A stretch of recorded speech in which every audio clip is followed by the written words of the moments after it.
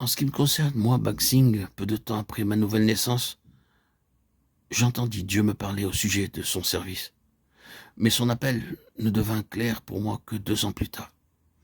Un mois après ma conversion, je me rendis à une réunion. Personne de ce lieu ne me connaissait.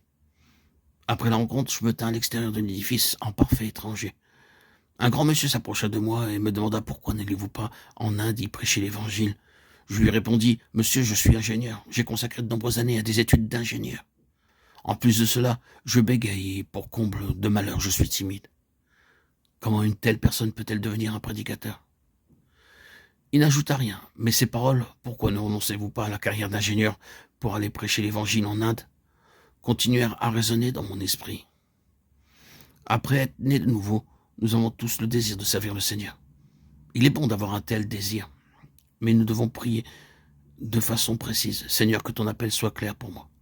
Bien que je connaisse mes limitations, mes faiblesses, mes manquements et mes handicaps de toutes sortes, cependant je sais que tu as un plan pour moi. Veuille me faire savoir ce que tu attends de moi. Il faut que nous ayons un ardent désir de connaître le plan de Dieu pour nous. Dieu a montré à Moïse les 2 grands desseins qu'il avait pour lui. Être son porte-parole comme témoin et être son serviteur en tant que messager.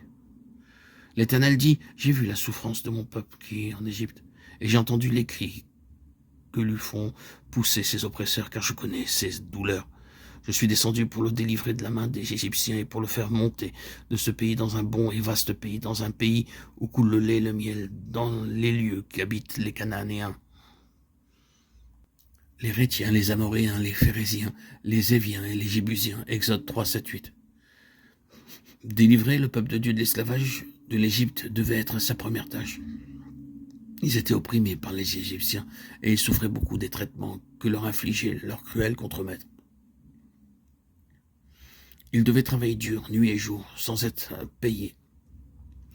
Dieu vit l'affliction de son peuple, il vit la façon dont ils étaient opprimés et maltraités par les Égyptiens. Il a également entendu leurs cris, il désirait les délivrer.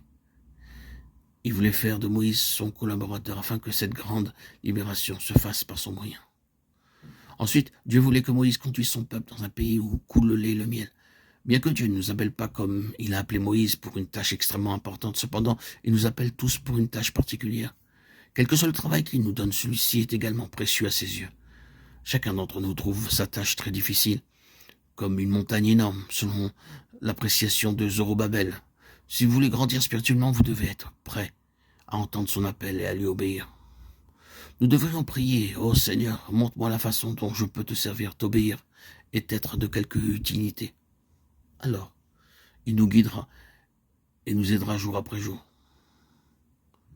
Nous devons être conscients que Dieu veut nous employer pour sa gloire. C'est par nous qu'il veut libérer ceux qui sont dans l'esclavage. Après leur délivrance, ils doivent pleinement devenir la propriété du Seigneur afin de jouir de leur salut. Nous remarquons que plus de 75% des croyants ne bénéficient pas de leur salut.